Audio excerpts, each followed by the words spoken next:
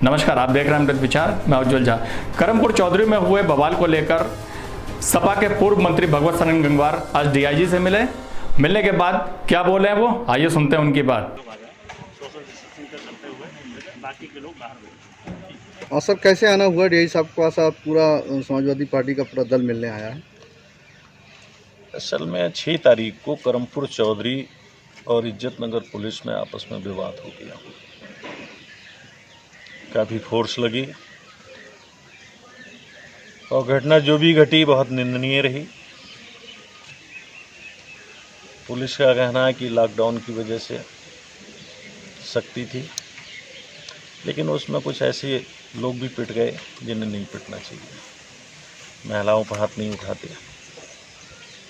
खैर वो एक अलग विषय है, लेकिन उस घटना के बाद से गांव की स्थिति बहुत ख़राब है। लगभग 12-13 हज़ार लोग गांव से पलायन कर गए पुलिस दहशत में।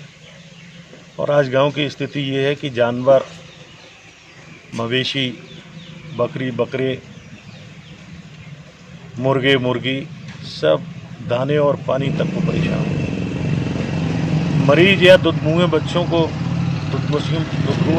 दूध नसीब नहीं है और मरीजों को दवाई नसीब है, और कोई उन्हें लाने खिलाने और उनकी तीमारदारी वाला नहीं है। स्थिति बहुत भयावह है।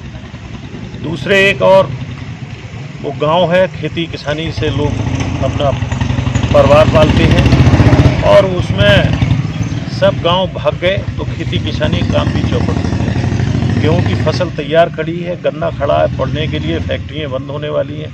तो ऐसी स्थिति में गांव के लोगों के दुख सहन करने के योग्य नहीं मालूम पड़ा और हम लोग डीआईजी साहब के यहाँ आए थे कि स्थिति को नॉर्मलाइज किया जाए। और घटना तो घटती हैं और आगे भी घटेंगी, लेकिन उस घटना में अब जो लोग दुखी हैं बिना वजह, जिनका कोई मतलब नहीं है घटना से, वो लोग दुखी ना हो, अपने अपने काम पर दोबारा लौटें। यही निवेदन करने आए थे कि गांव में पुलिस बल बहुत बड़ी मात्रा में तैनात है। उनने आदेश भी कर दिया कि कप्तान साहब को बोल दिया कि नॉर्मलाइज करो, महिलाएं आएँ, बाहर खेतों पर सो रहे हैं लोग बाग रात को जंगल में, वो लोग घरों में सोएं, और जो दोषी नहीं है उसे पुलिस परेशान नहीं करेगी। अत्याचार हुआ, अच्छा बोलो क्या हुआ था करमपुर चौधरी में जो आप मिलने आए हैं? इससे पहले बहुत संक्षेप में बताने के लिए। सबसे पहले तो मैं ये कहना चाहता हूँ, बरेली की जो गंगा जमनी की तहजीब है, बरेली के निवासियों ने, चाहे वो हिंदू हों या मुस्लिम हों, सिख हों या ईसाई हों, सब ने उस तहजीब को कायम रखा है।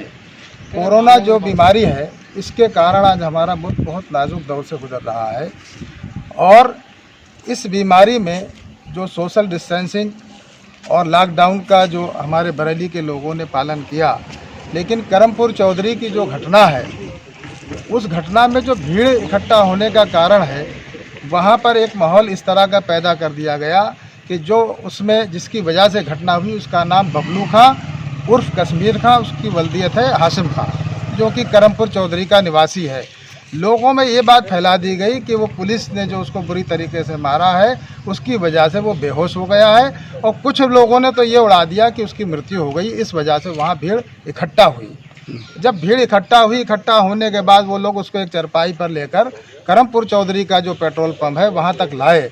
उसके बाद वहाँ जब पुलिस पहुँची, उन्होंने उसे जिला अस्पताल भेज दिया और वहाँ पता चला कि वो नॉर्मल है। लेकिन कुछ लोगों ने माहौल ख़राब करने का काम किया, जो निंदनीय नहीं होना चाहिए। उन लोगों की वजह से आज 10-12 हज़ार का जो करमपुर चौधरी है, वहाँ 10-12 हज़ार लोग रहते हैं, उनकी वजह से पूरा गांव के लोग परेशान हैं, वो पलायन कर गए हैं। और पलायन की वजह से हमने ये देखा है कि पुलिस ने जो रवैया वहाँ पर अपनाया बर्बरता का, जो वहाँ बहुत से लोग जो निर्दोष थे वो भी पुलिस की लाठियों का, वहाँ आपने देखा होगा बहुत से वीडियोज़ आए हैं, उन पर लाठियाँ बरसाई गई निर्दोषों पर। लेकिन इसीलिए कहा गया है कि गेहूं के साथ घुन भी पिसता है। भीड़ में ये नहीं देखा जाता कि ये इस घटना में शामिल है या नहीं है। घटना की हम निंदा करते हैं, किसी हाल में जो है सोशल डिस्टेंसिंग का पालन करना चाहिए था और लॉकडाउन है उसका पालन करना चाहिए था, इतनी भीड़ नहीं आना चाहिए।